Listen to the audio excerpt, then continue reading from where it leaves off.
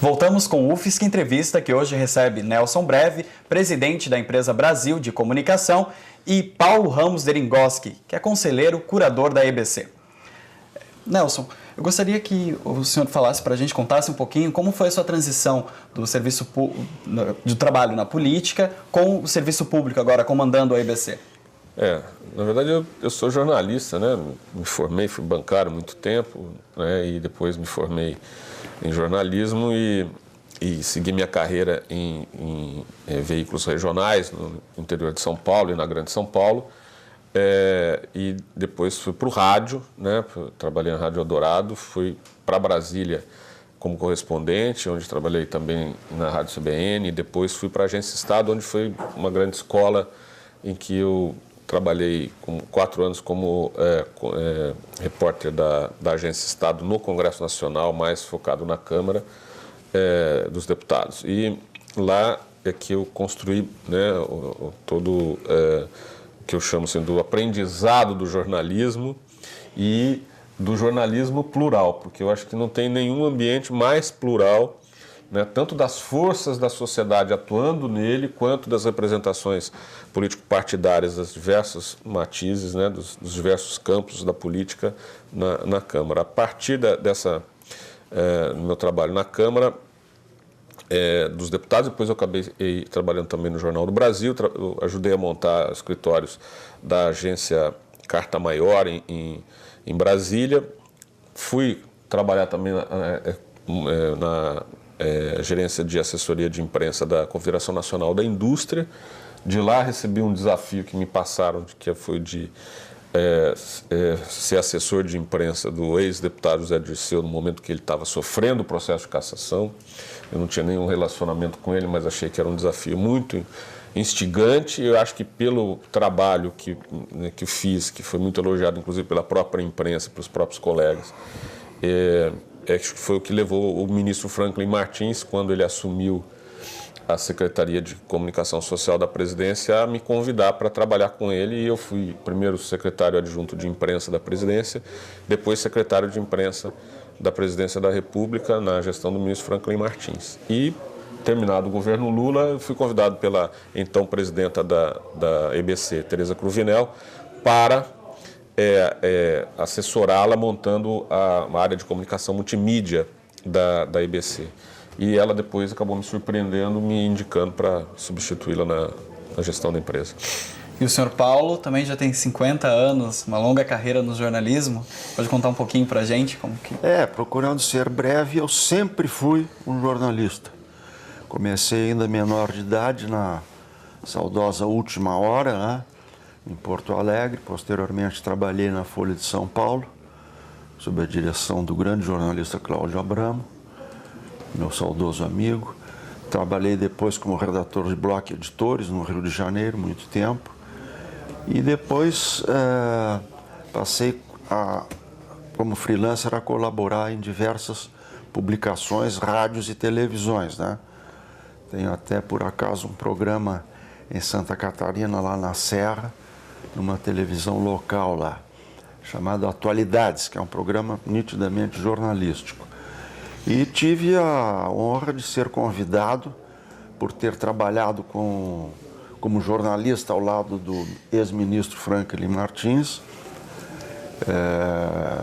num jornal chamado Indicador Rural, que ele me conheceu bem, trabalhamos juntos, fui convidado por ele já que o estado de Santa Catarina não tinha representantes no conselho naquele então, de ter representantes da sociedade civil, e eu sempre digo sociedade civil e sociedade brasileira, procura sempre ter essas representações regionais, né?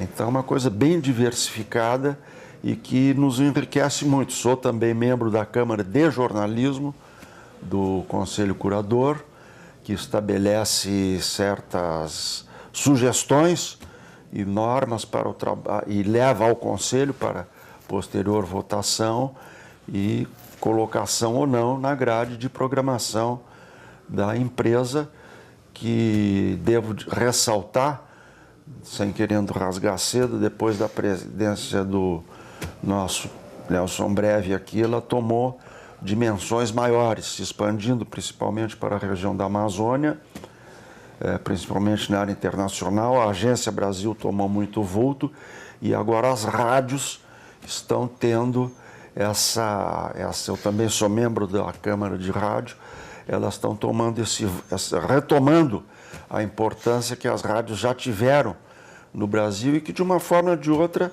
a meu ver, sempre terão, porque o cidadão está lá no carro, está ouvindo o rádio, está lá na Amazônia, está num barco, está com o rádio ligado, e focamos também, claro, na televisão, embora não tenhamos a pretensão de copiar nem concorrer com emissoras de caráter privado.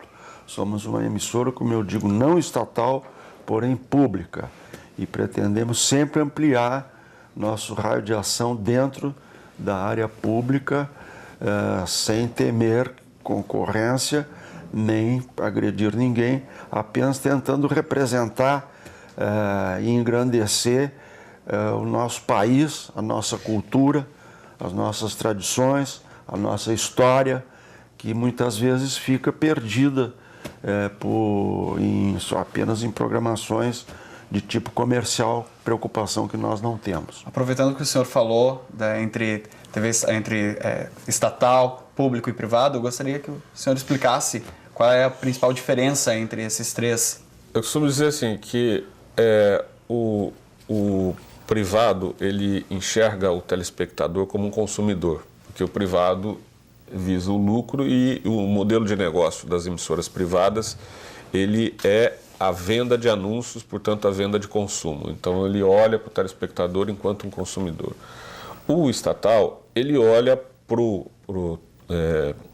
telespectador como o futuro eleitor. Então a quem ele precisa prestar contas, porque a cada 4 anos, no ciclo de 4 anos da política, é necessário prestar contas, então, portanto, ele tem que passar para aquele cidadão os atos e fatos, fazer chegar ao cidadão de forma transparente, sem filtros, a sua comunicação de governo.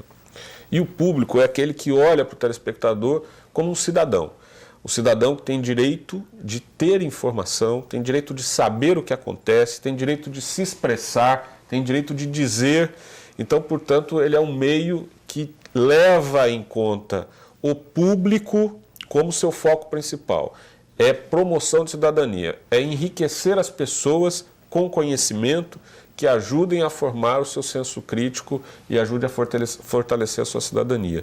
E a grande diferença, é que há um conselho curador, membros da sociedade que ajuda a acompanhar, a fiscalizar, verificar que os nossos princípios não estão sendo violados, princípios de pluralidade, da diversidade, regionalidade, tudo isso que a gente precisa transmitir em toda a nossa programação, seja ela na televisão, no rádio ou no nosso noticiário da internet.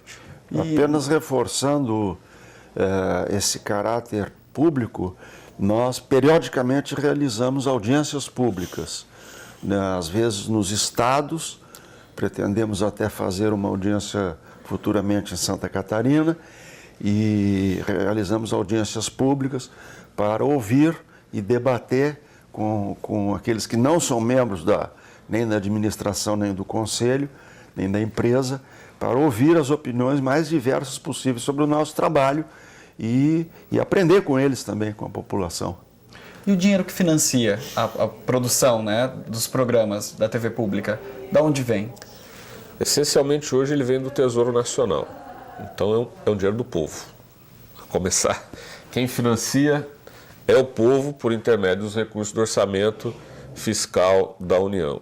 Então a grande parte são recursos diretos, tem uma parte que é indireta, porque nós prestamos serviço para a SECOM, para fazer Voz do Brasil, a Televisão Nacional Brasil, NBR, que tem na TV a cabo, e outros serviços para o governo federal e para outros governos que nós podemos prestar também, mas essencialmente a gente tem recursos diretos e indiretos. Nós temos, a nossa lei, quando ela foi aprovada, ela previu uma contribuição ao fomento da comunicação pública. São recursos do Fundo de Fiscalização das Telecomunicações, aliás, né, a TV que foi inaugurada, para poder transmitir, ter um sinal, botar lá o transmissor e transmitir, tem que pagar esse fundo.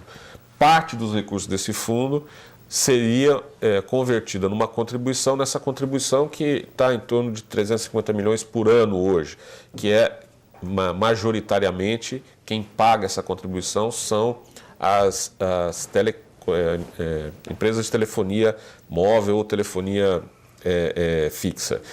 E o sindicato dessas empresas de telefonia entrou com uma ação, né? Então estamos há 3 anos, para 4 agora, que nós estamos tentando na justiça reverter, porque eles depositam a contribuição em juízo, então nós não conseguimos ter esses fundos revertidos para nós. Senhores, precisamos fazer mais um intervalo. Na sequência, nós voltamos para conversar sobre a parceria da TV UFSC com a TV Brasil. Voltamos já.